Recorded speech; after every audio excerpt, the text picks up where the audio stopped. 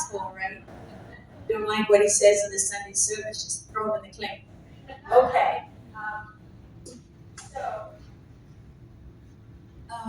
Welcome everybody.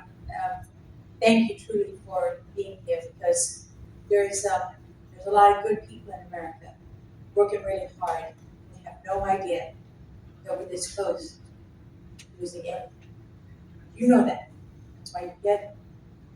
And as General Flynn will always tell you, less than 2% of the population is communist in any communist neighborhood.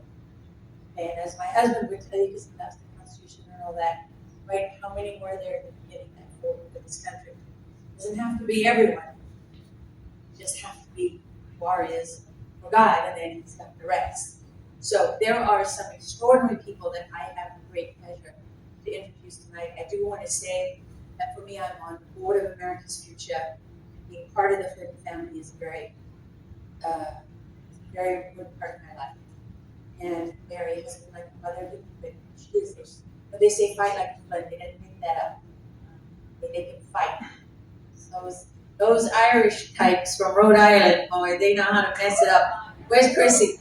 Mary's daughter Chrissy's, yeah. You don't mess with the Flynns, okay?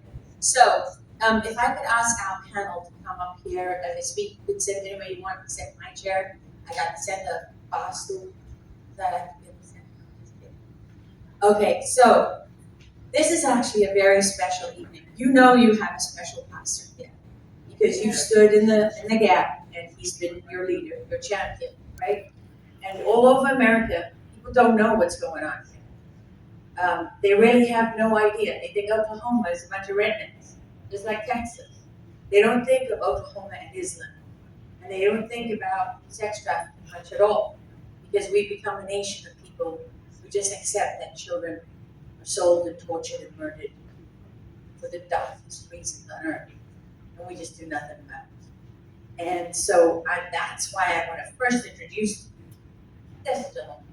Because Tommy Robinson, you know, if you look him up,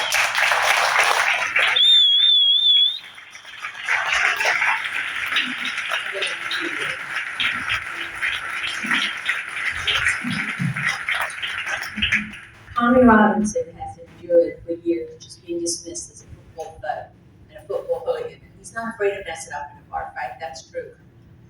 But you know, you gotta have a few of those on your side, right? Just ask Jesus Christ, because you know, God doesn't take things lying down. So what I love about Tommy Robinson is that when everybody else was silent, he spoke up. And it didn't matter how much they beat him up, it didn't matter how much they belittled him, went after him. He never lost his way. I personally, my download on Tommy, I haven't told you this, God's had his hand on him for a long time, and he's coming a lot closer. And he's been out here from the UK. He's been doing things in America that I don't know why we're not doing them. I mean, I'm a journalist, but I'm only one person. I can't do everything. And I'm learning about the movement of radical Islamic political forces championed by the left and the globalists. I'm learning about them from Tom.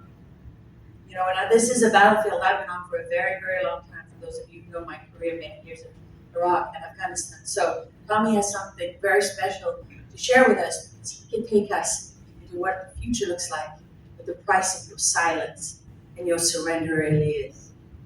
And you won't forget it. I think do you know Pastor John Bennett? I don't know why you like this guy. So Pastor John and Matt and John Guandolo, you know, they're at the front of this fight, and it's a very important fight. And I think the one thing that you're going to take away from them